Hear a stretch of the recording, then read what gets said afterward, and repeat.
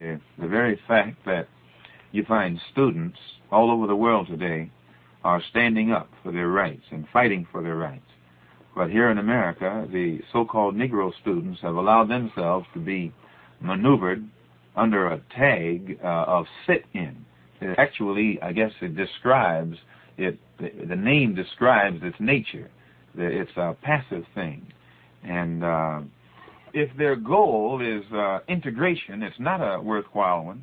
But if their goal is freedom, justice, and equality, then that's a worthwhile goal. If integration is going to give the black people in America complete freedom, complete justice, and complete equality, then it's a worthwhile goal. The holding this integration bottle and dangling it in front of the Negroes in America today has actually disabled them, or it has nullified their ability to stand up and fight like a man for something that is theirs by right, rather than to just sit around and beg and wait for the white man to make up his mind that they're worthy to have this type thing. I think that this is, in my opinion, why we disagree with the sit-in movement. If they are willing to wait for another 100 years for the white man to change his mind, to accept them as a human being, then they're wrong. But if they're willing to lay down their life tonight or in the morning in order that we can have what is ours by right tonight or in the morning, then it's a good movement. But as long as they're willing to wait for the white man to make up his mind that they are qualified to be respected as human beings, then I'm afraid that all of their waiting and their planning is for naught.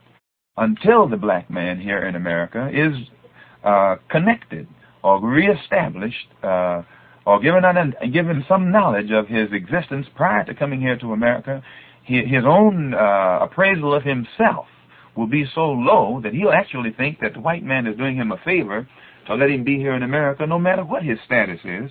And he also, and this is one of the reasons today why he fights so hard, some of them, to sit down next to the white man. They actually think that the white man is the personification of perfection, and whenever they're allowed to go live in his neighborhood or sit in his restaurant or mingle or socialize with him, that they have attained, that they have made progress. But when they go back and study the history of their own people and the accomplishments of their own people, the civilizations and cultures, black civilizations and black cultures that existed in Africa at a time when the whites in Europe were living a cave-like existence, then immediately their appraisal of themselves begins to go higher.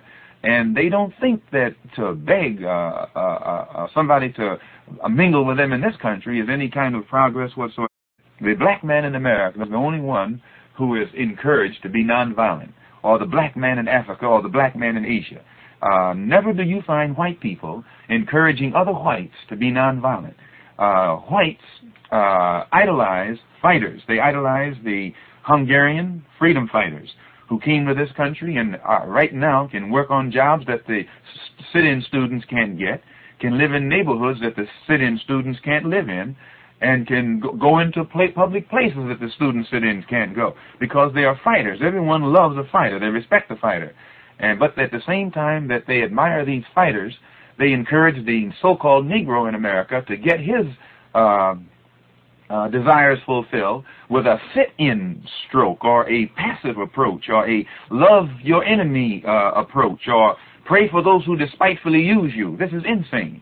And we feel as Muslims, until we see white people practicing this nonviolence, take Pearl Harbor. When the Japanese attacked Pearl Harbor, the American white man didn't say, pray for the Japanese and let them now bomb Manhattan or Staten Island. No, they said, praise the Lord, but pass the ammunition. But and if anybody comes along like Mr. Muhammad and begins to point out uncompromisingly in blunt terms that don't need diplomatic language that can be misinterpreted, and he begins to point out these atrocities and crimes that have been committed against black people here in America today, the white man can never deny the fact that he's guilty, but he'll always say, well, forget the past and let's look forward.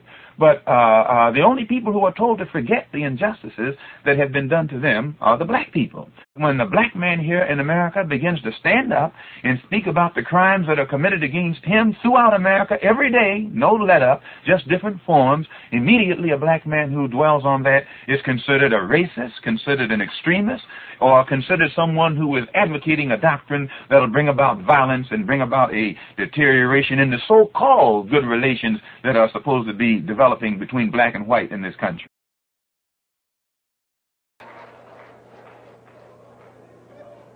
Who taught you, please, who taught you to hate the texture of your hair?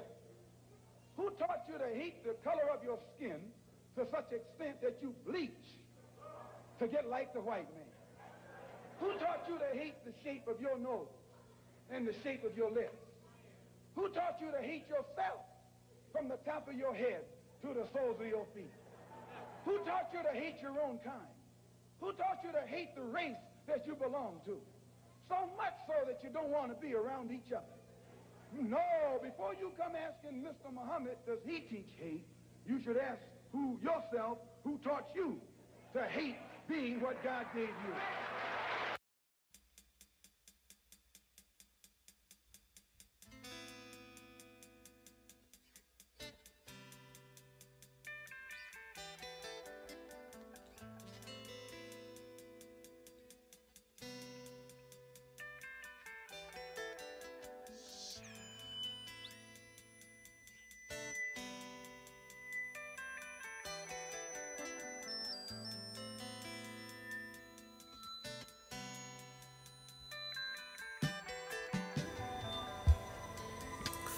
Yo, check this out, man. It's Dr. Trent up in the building.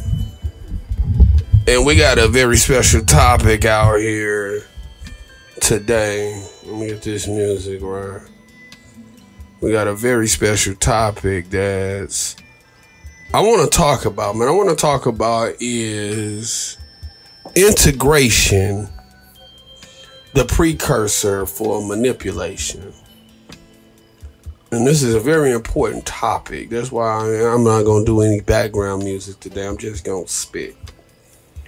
Now, as African people, we are a tribal people.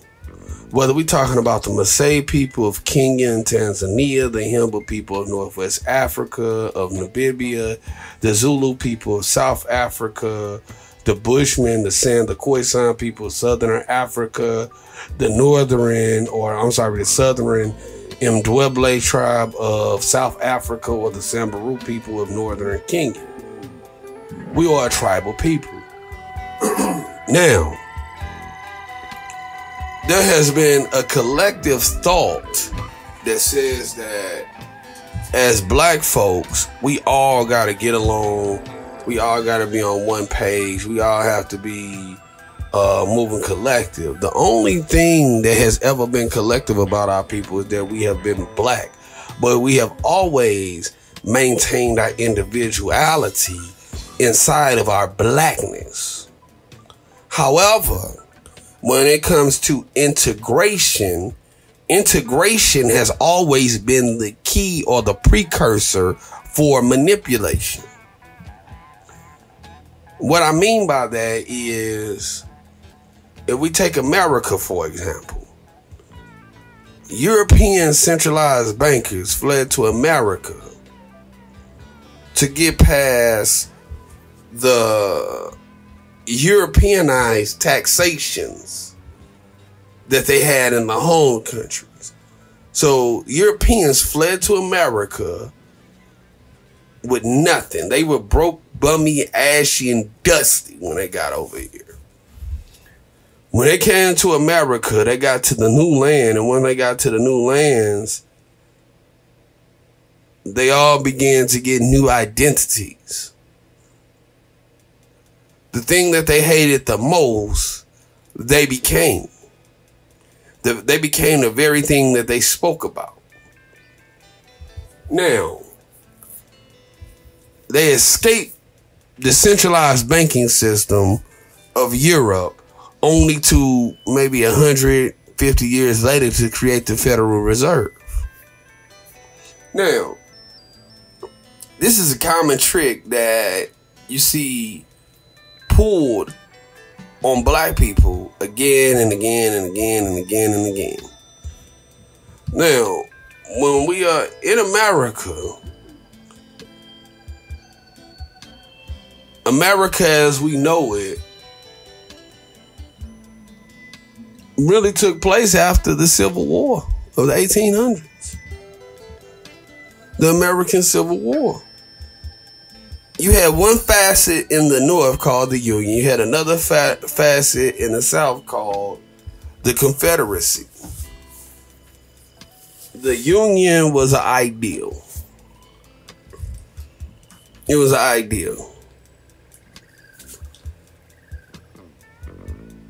Should we call it corporate interest? Because that's really more or less what it was. You had corporate interests. That's what the Union means. Okay? You had these corporate interests. Then you had other interests in the South. You had the South that was more independent. And I mean, we see this phenomenon begin to matriculate and repeat itself even up until present day. When you see, you have artists such as Jay-Z, your 50 Cents, your Sean P. Diddy, Puff Daddy Combs. These are the people who have integrated into the power structure. They have the appearance of independence. However, that independence was all part of a collective integrated system, right? And so you had Jay-Z with Rockefeller Records. And Rockefeller was said to be an independent label. However, Rockefeller wasn't really independent. I mean, we hear Dame Dash talk about this all the way over and over and over and over again. As a matter of fact, Rockefeller was a subsidiary of Universal or of Def Jam. They were a label under a label.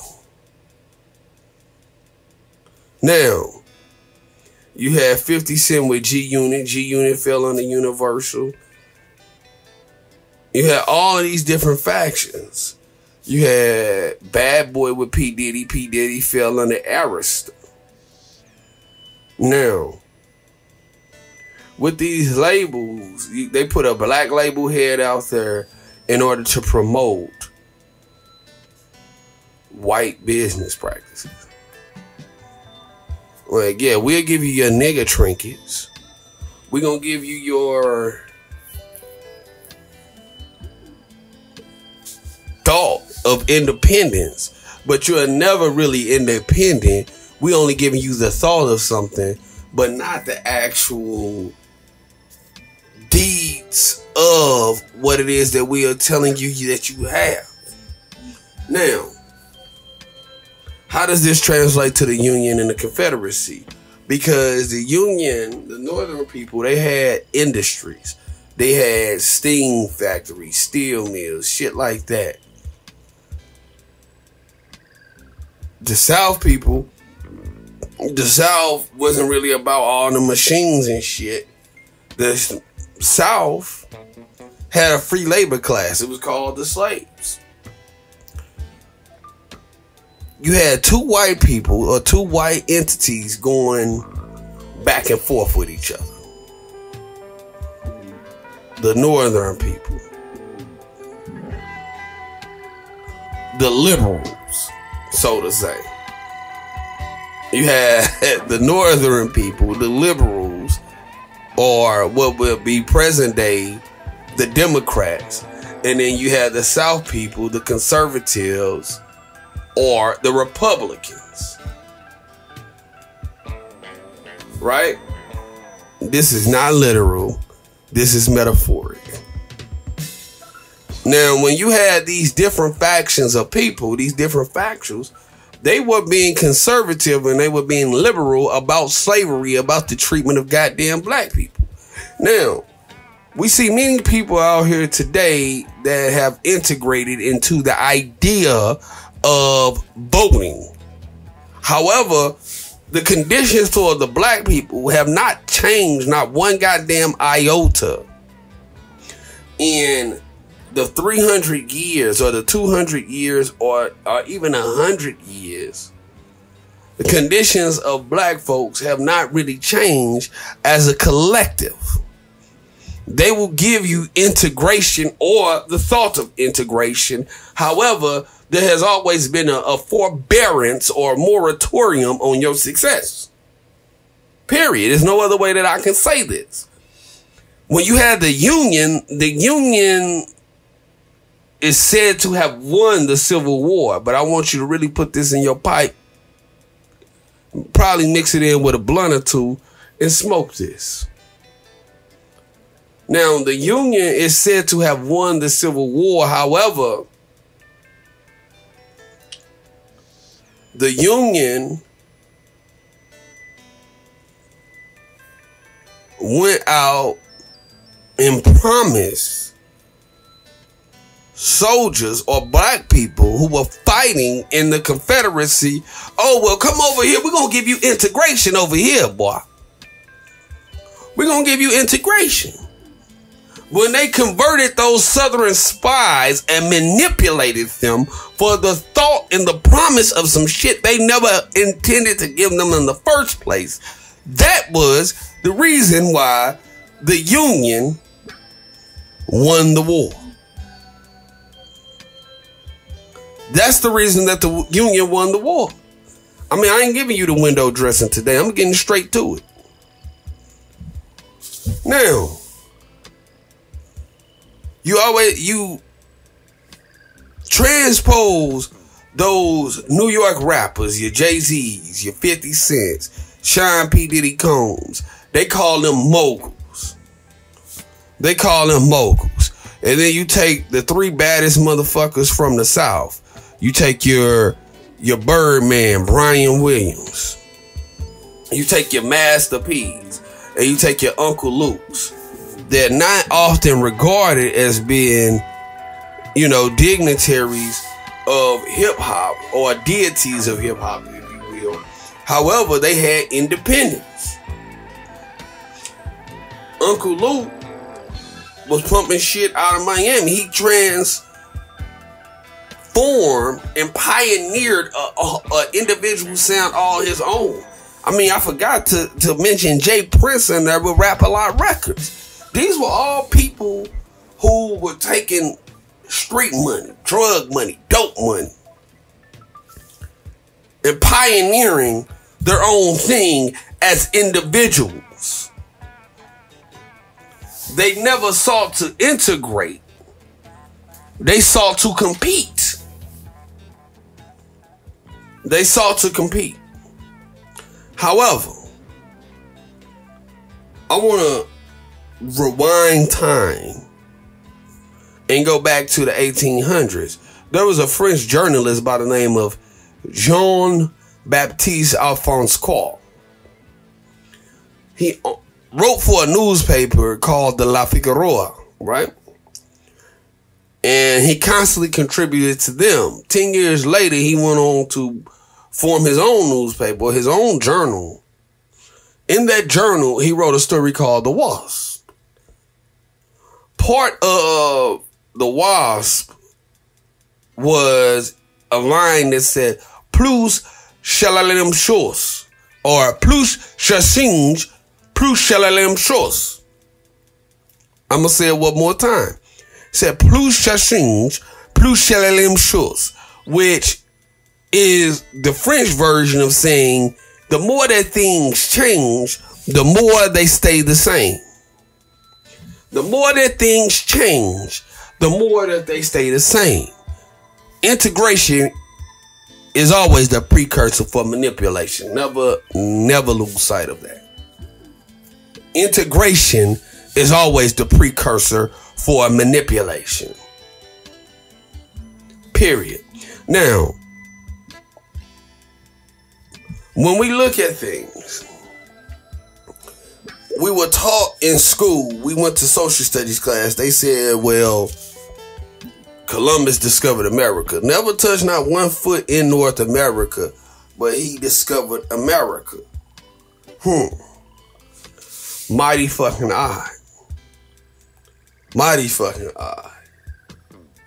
Well, what's the epicenter of America is Manhattan. Manhattan is an Indian word meaning land of many hills.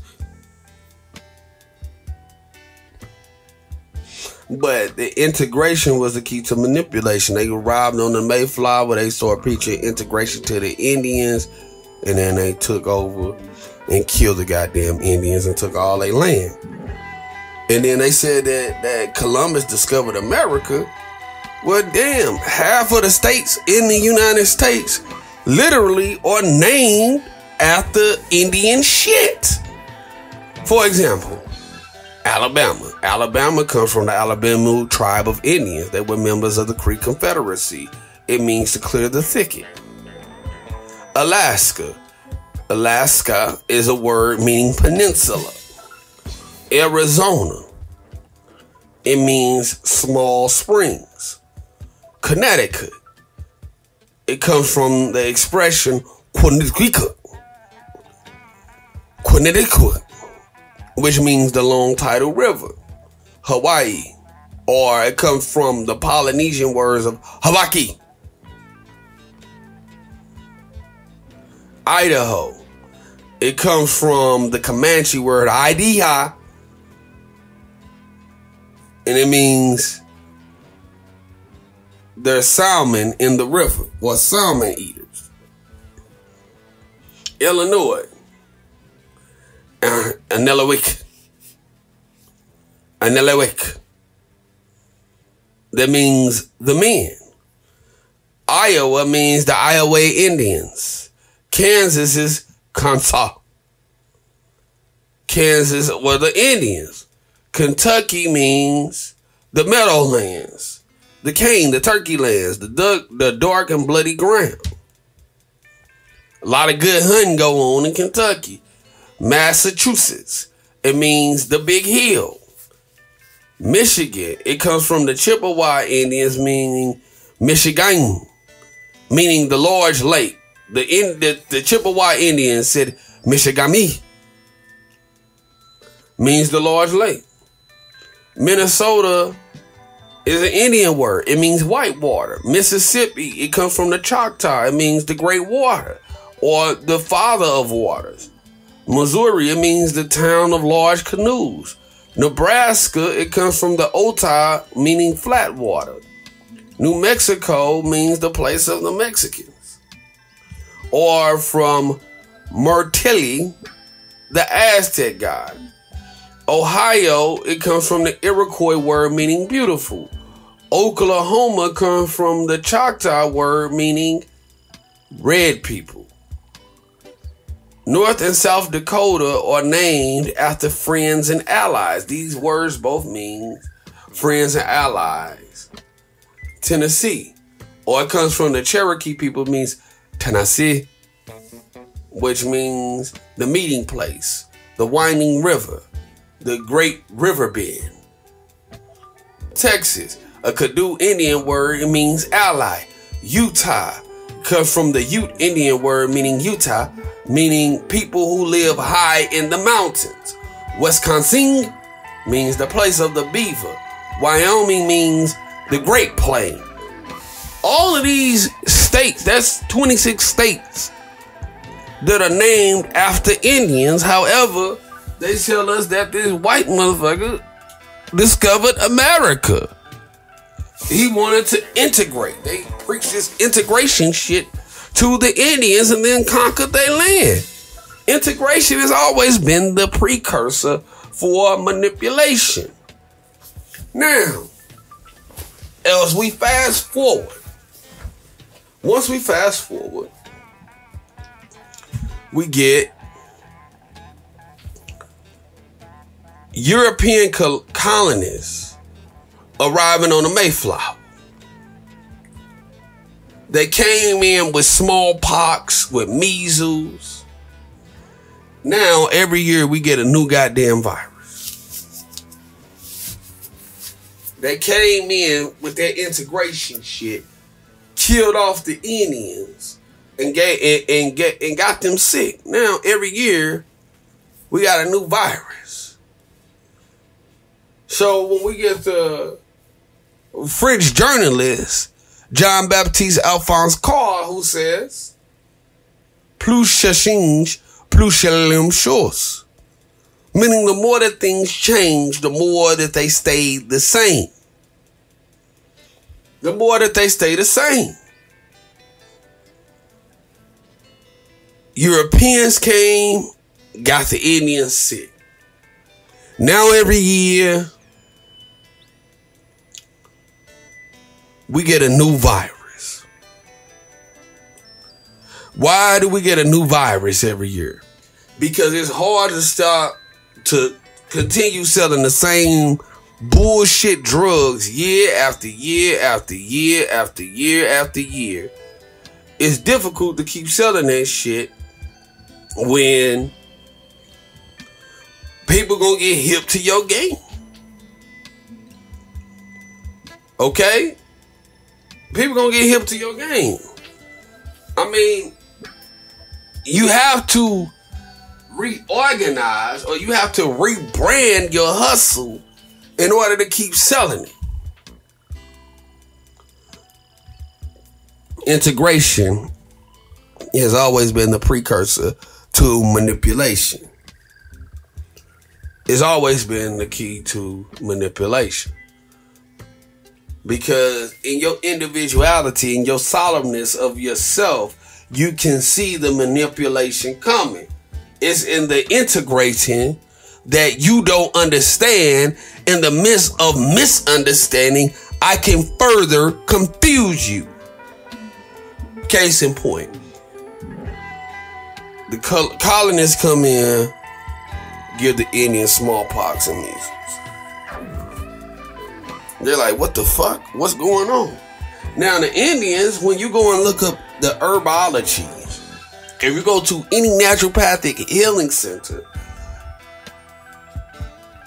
plants such as lobelia, what's another one? You got lobelia, you have like Indian tobacco, you got burdock root, you got all these different herbs. They all have Indian names. Even marijuana. All got Indian names. The Indians knew how to heal themselves. It's always sickening when you mix foreign agents with your DNA. Whenever you start to mix these foreign agents with your DNA, it's always going to be detrimental to you. So now when we get these colonists coming in with measles and smallpox and shit, they have, again, for the first time, introduced foreign agents into the DNA. Now, the definition of a virus is an effective agent that typically consists of a nucleic acid molecule in a protein coat. It's too small to be seen by microscopes. It's able to multiply only within the living cells of the host. So you see a virus begins to replicate itself. Now, these things are engineered. All of these things are engineered. And it's always been in the engineering of these things that we get caught up. Case in point, 2020, we got COVID-19. The coronavirus is a virus outbreak. Okay. Now, the coronavirus loosely breaks down to like H7N9, meaning 7 helium protons or 7 helium molecules, 9 nitrogen molecules. Now, hydrogen and nitrogen pretty much compose all of these viruses. No, I'm sorry. 5 helium, 7 nitrogen is what corona comprised of, right? Then you have Ebola. That's 2019's breakout virus. 2018, we had yellow fever. 2017, we had MERS. 2016, we had the human infection with the avian flu. That was 5 times the helium molecules, 6 nitrogen particles. And then 2016, we had the Zika virus. 2015, we had a reintroduction of measles. 2014, we had the enterovirus D68. 2013, we had the novel coronavirus. 2012, we had the hantavirus pulmonary syndrome. 2011, we had an influenza-like illness. 2010, we had H1N1. 2009, we had swine flu. 2005, we had bird flu. 2003, we had SARS. In the 1980s and 1990s, we had HIV, H7N9.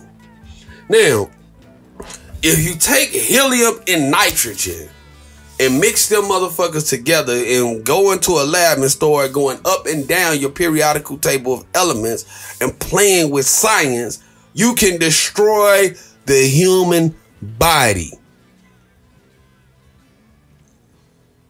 This is how it appears to me. Okay? All right, now, when we look at the common era, when we start looking at AIDS and HIV, what did that come from? It came from integration. We didn't really start seeing mass outbreaks of AIDS and HIV until the 1970s or 1980s, when we began to start letting all of these foreigners into the United States, stemming from the gains that we received via the civil rights movement. Integration has always been the key to manipulation. I'm telling you. Now, the Christians sent mercenaries into North Africa. When they sent these people in, they sent them in under the guise and under the premise of religion. Once they came in with their Bibles, they left with all of the gold, all of the mineral resources, and all of the land, and left the people who were native to the land holding the motherfucking Bible. They robbed them of all of their riches and gave them a book. Period. They gave these motherfuckers doctrines. Now, that was there. What do we have now? Now we have the phenomenon of the CIA sending jackals in to different countries to bankrupt the economies of these different countries. Once they bankrupt the economies of these countries, they then bleed the countries dry, and they come in with American colonialism. The more things change, the more they stay the same. Or to say it in French, plus ça change, plus c'est la même chose. Plus ça change, plus c'est la même chose.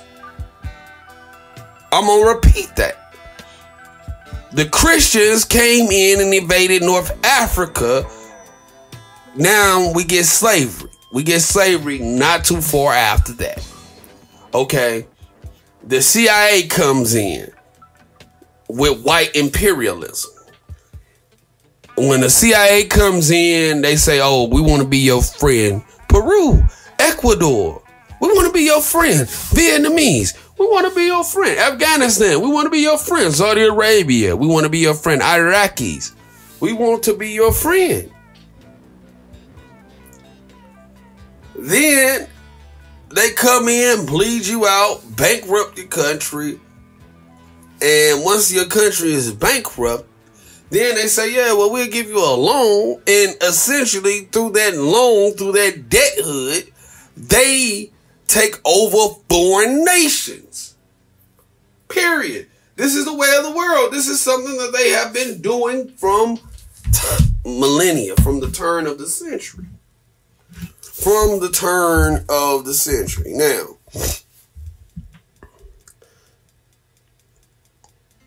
when we look at things, we see that we have been manipulated. Coming out of World War II, they funneled black people who were looking for jobs, right? After that Civil War, the South was never really the same. You still had black folks living in the South, but little by little, you had them slaves. The slaves didn't have no jobs. All they knew was how to till the land. They then became sharecroppers. Once they became sharecroppers, then their children, they wanted better for the children. But since slavery was over and you had the industrial agriculture, the North had then won, then you had people who were starting to go to the North. But then something big happened, and that was World War I in the 1910s, right?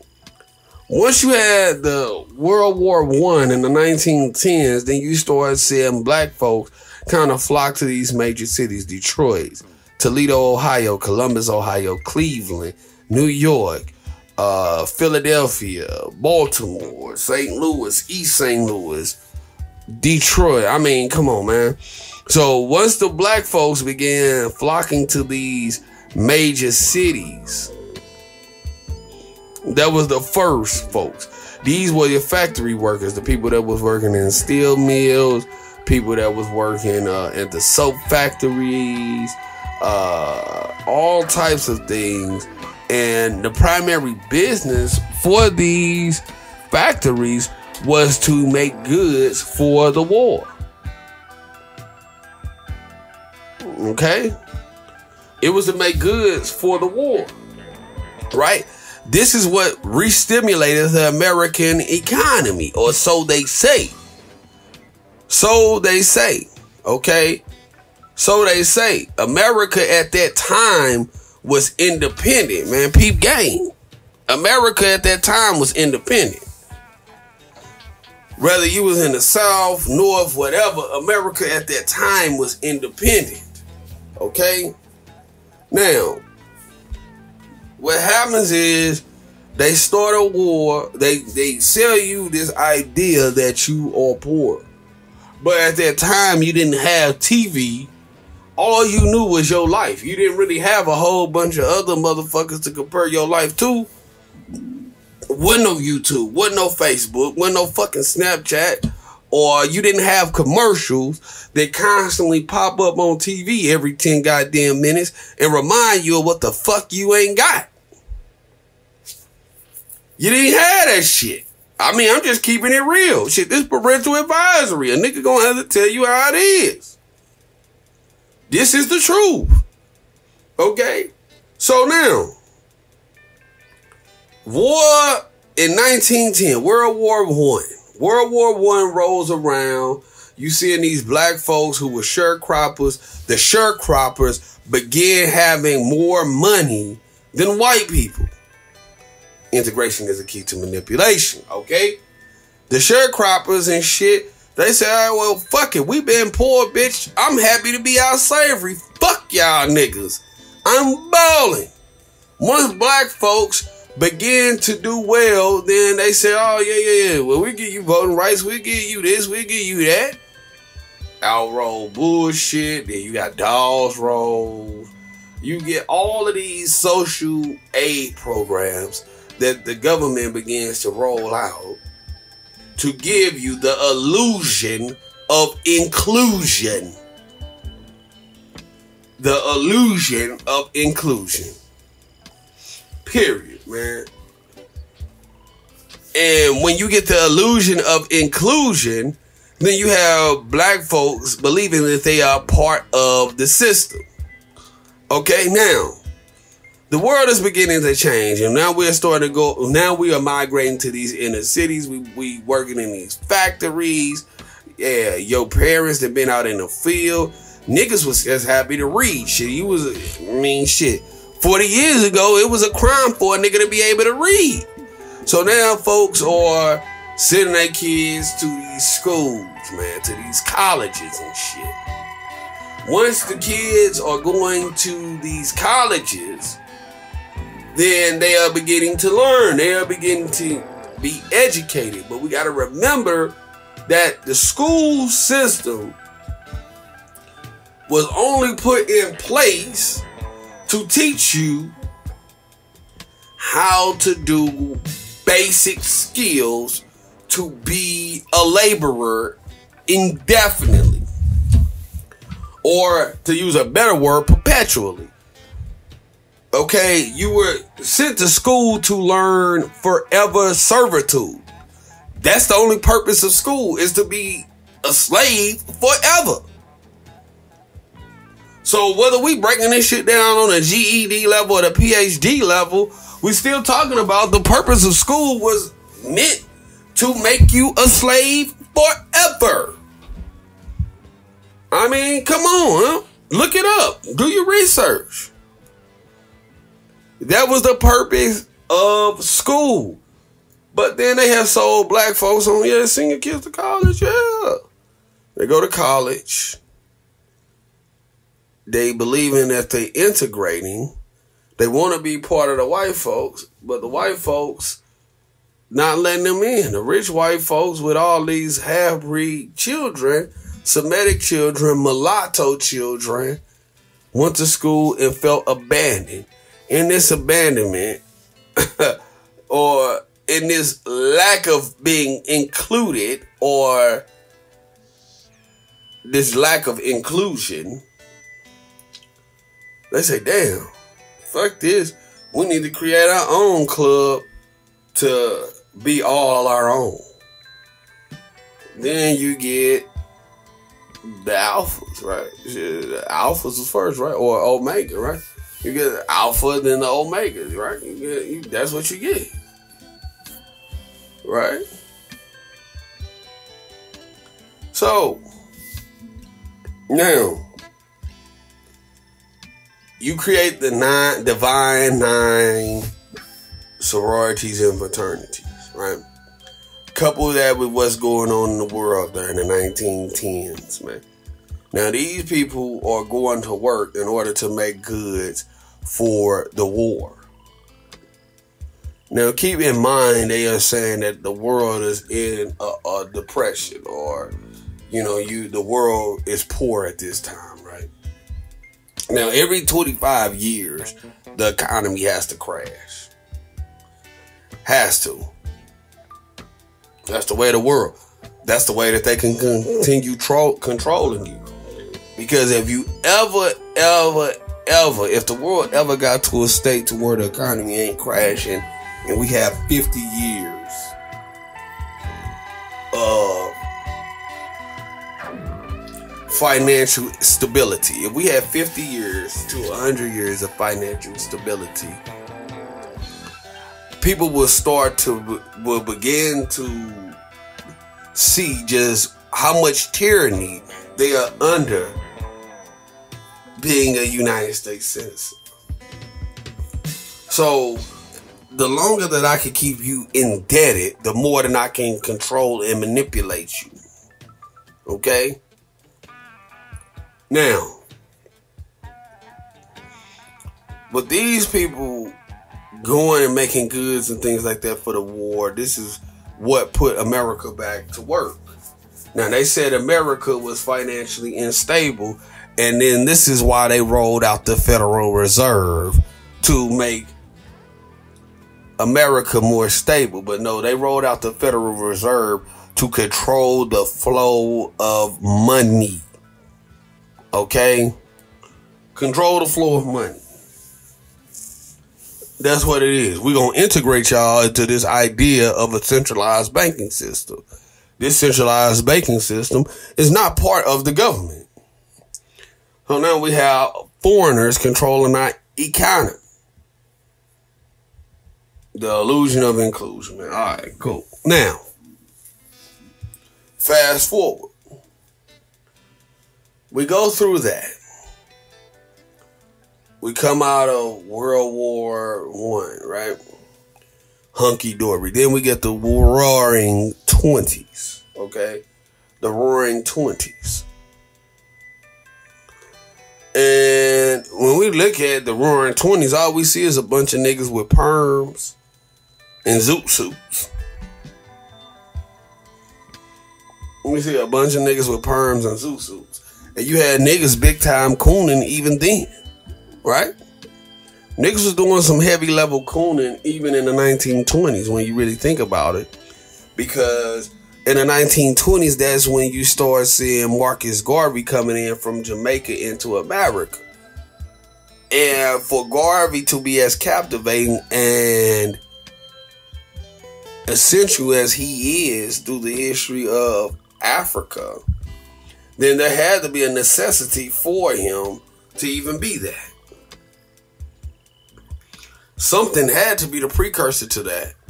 Now, be that as it may, Marcus Garvey comes in to the Roaring 20s. He comes in with a new ideology, a new philosophy. Now, meanwhile, 1920s, you have, what's this guy named? Bumpy Johnson. You have all these guys, man, who are rolling. 1920s, 1930s. You got the Bumpy Johnsons and all of that. And these are the people that's running and controlling Harlem. They controlling all of this. Bumpy Johnson,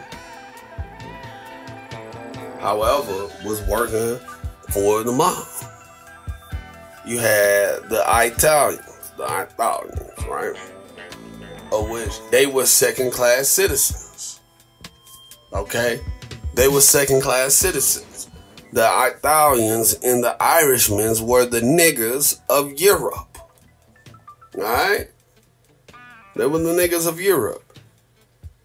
They gave when they integrated the Irishmen over and the Italians, they gave the Italians the fire department, and then they gave the Irishmen the police department.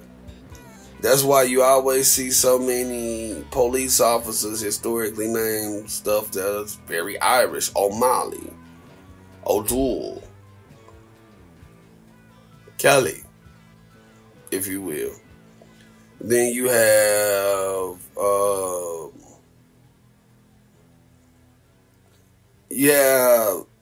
the Italians, Sicaro.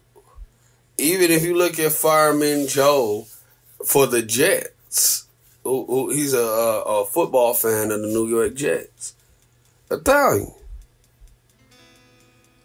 That's how they got over to America. When they got over into America, they said, oh, these slow motherfuckers, these dumb motherfuckers over here, this is who runs America? The Italians, they was already hip on their game. They said, oh man, we can wrap circles around these motherfuckers. Okay?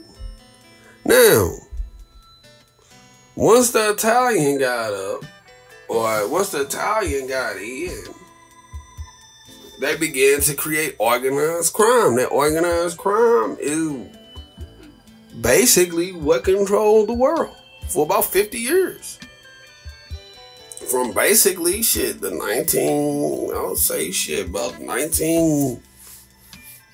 1920s. If we talking about Al Capone and all of them cats, all the way up into really the 80s. Shit, so 80s, early 90s. Shit, so we talking about for 70 years. Hell, these motherfuckers built Las Vegas, for crying out loud. You get these Italians who basically come in and finesse the game. Once the white boy caught wind of what the Italians was doing, then they went and shut them down. Like, yo, y'all ain't got beside yourself. Like, remember, y'all not really white. You're not really white. Okay? You're not white at all. Remember that olive complexion that y'all got?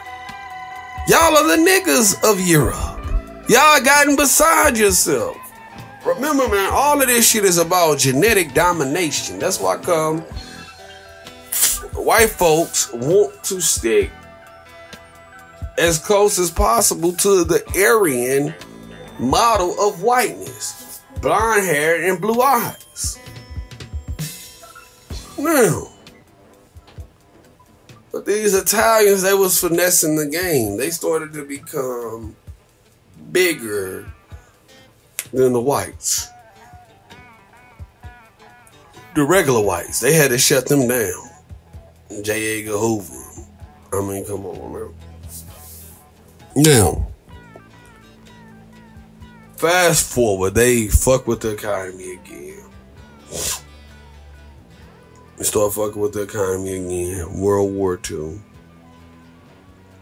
After that, they then start to roll people into the housing projects. Now, when they roll people into the housing projects were sold as a good idea. Hell, white folks live in the housing projects. Okay. But then they started giving white folks white-only loans to go out to the suburbs. And then on those loan applications that was rolling out through the FHA and other housing sorts of housing lenders, they would discriminate on those loan applications against black folks. They wouldn't give black folks those same loans to move out to the suburbs. So white folks moved out to the suburbs and left us behind. But initially, they was giving us the illusion of inclusion. Hell, even when you're talking about the Buffalo Soldiers, yeah, come on, nigger. We'll let you into our army, nigger. Get yourself killed. Fight our war. A war that you don't understand. For our own individual rich white man purposes, come and fight our war for us. We welcome that. But listen, I know that you done fought in this war now. I know that your leg is blown off and your dick don't hardly work no more. But come on, man, you getting beside yourself if you think that you are the same as me. They gave you the illusion of inclusion. They gave you the thought of integration to manipulate. You integrate to manipulate. Come on, man. I can't say there's no different. Now,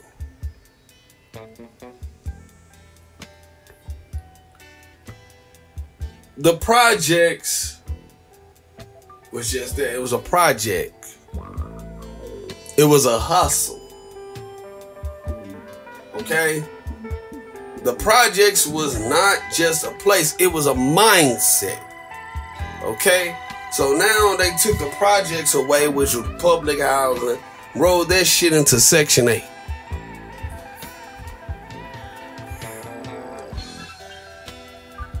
Inside of that Section 8,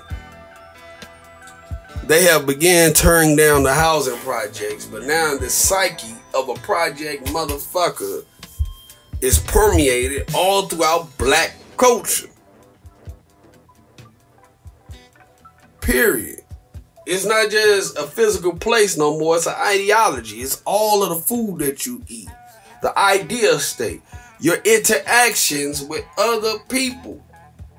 They integrated you to remove the resources so that you can see what any human would do once you have stripped the resources away from them. They integrated you to manipulate you. Period. Once we got to America, we were given a foreign doctrine.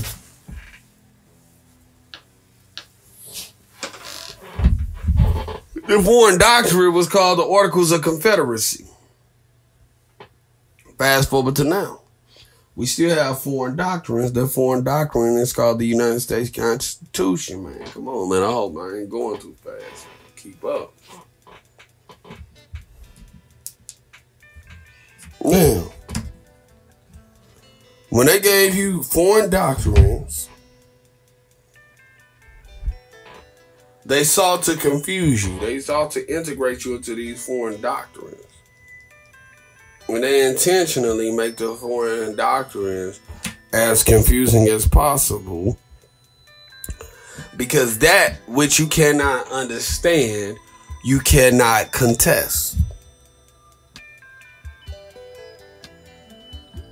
That which you cannot understand, you cannot contest. Now, after we got out the projects in the 1960s, they taught us integration, right? 1954, we get integration. So not that long after World War II, do we get integration with Brown versus the Board of Education, where in Little Rock, Arkansas, they had these black kids going to school with white folks. Okay, they gave you the illusion of inclusion. They integrated you to manipulate you. Can't say it no different. Now, in present day times, you have Jacob Blake. Now, subterfuge that with the 1960s, you had Fred Hampton, you had Malcolm, you had Martin. And when we saw Malcolm lead the nation, he integrated himself within the movement. The movement ultimately spelled his demise.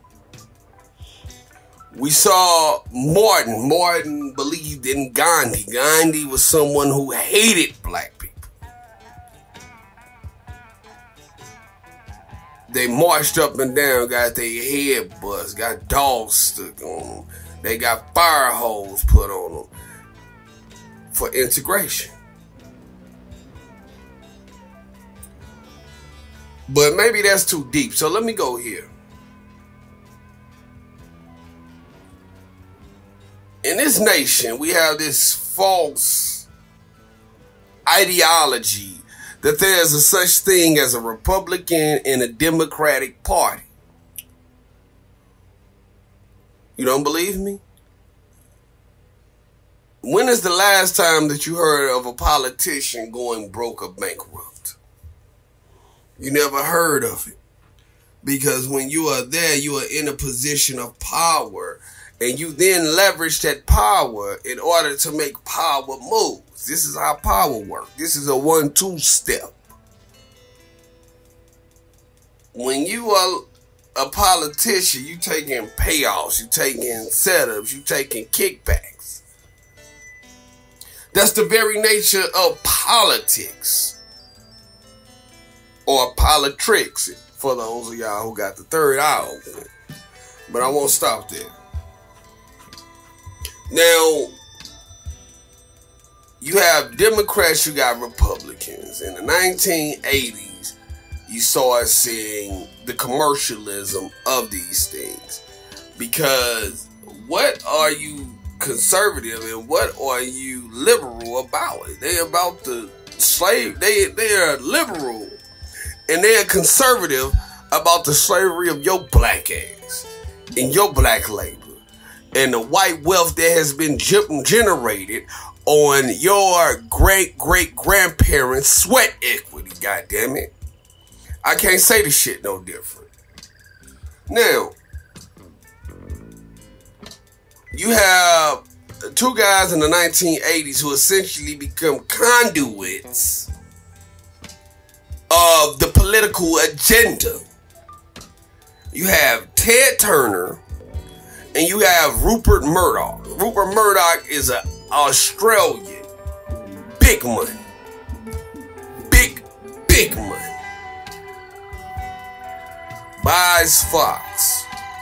$285 million. This is in the 80s.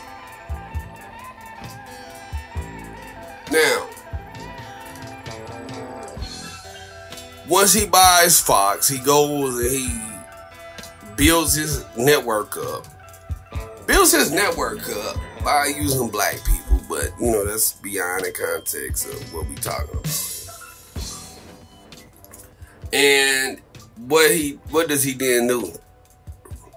He then creates Fox News.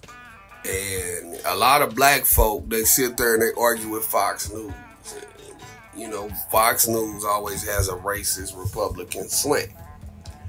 But then what counteracts that? Well, you got CNN, and CNN is the Democratic headquarters, okay? If you want to be manipulated by the Democrats, watch CNN.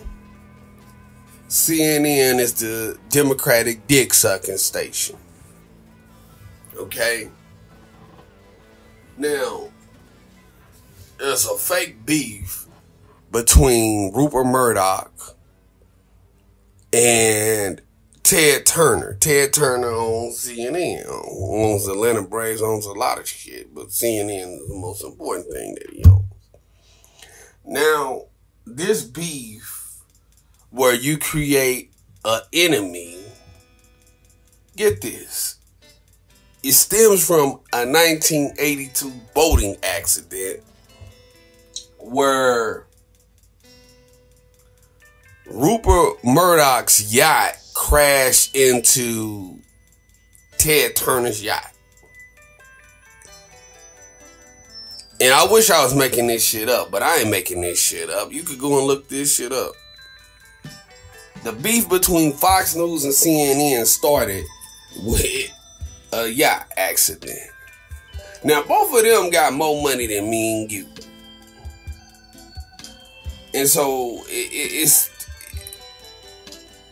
fake as hell when they start saying that they got a beef. Because both of you motherfuckers are on a yacht to begin with. And they got so heated to the point where they threaten to fight each other. Get the fuck out of here. The fuck out of here. Now, both of them try to control the political agenda. Both of them uses their entertainment platforms as conveyors of the political message. They're trying to promote their own commercial interests. What's the best way to do this? Through television. That's the best way to promote anything. And so when we look at this thing from a bird's eye view, from a 100-foot scope, where you can see everything, I'm stuck with the words of John Baptiste Alphonse Carr. Plus ça change, plus c'est la même chose. The more things change, the more they stay the same. This is all a hustle. It's all a hustle. Now, in order to understand warfare, you must understand your enemy. In order to understand warfare, you must understand your enemy. Now, your enemy presents himself or herself in many different ways. They might present themselves as that nigga at the end of the bar that you know you shouldn't be fucking with, but it's like, oh, come on in, come on, fuck with me. Integrate into my agenda, niggas at the end of the bar. Or that cigarette when you're supposed to quit smoking. Come on, man, you could just have one. You could just have one. Come on, integrate into my purpose. I'm Philip Morris. I'm trying to sell tobacco. Go ahead, integrate into my agenda. Even though you stand your own demise, your own peril, it's to your detriment to integrate. Come on and fuck with my agenda. Don't fuck with me. I got something for you. Now,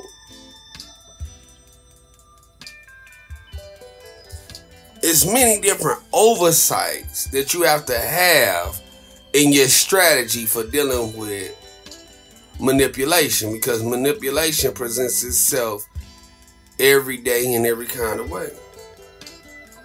But be wary of those who seek integration when the integration seeks to suit their purpose more than your own. You cannot prepare for peace, but not the reality of war. Now, there's people that come into your ranks to promote their own agenda. And you always have to be cautious of those types of people.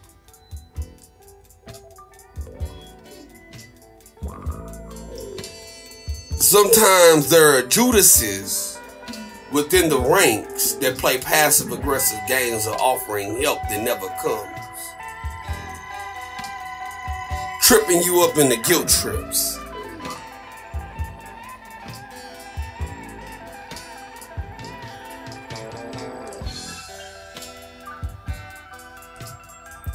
Now, is there a strategy that suffices the warfare of manipulation? That's a question you must ask yourself.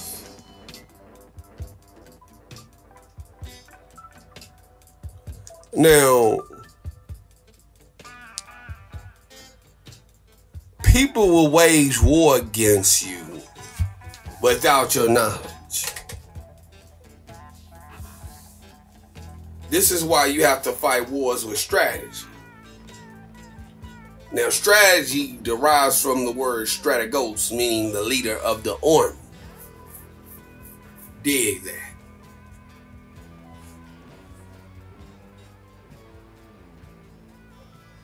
Determine your formations. Determine what terrain you're going to fight on. The more prepared you are, the better your chances of winning the war. The war is manipulation. The war is integration. Be wary, people. Be wary. Be wary. Be wary. He's supposed to be Turkish. Some say his father was German. Nobody ever believed he was real. Nobody ever knew him or saw anybody that ever worked directly for him.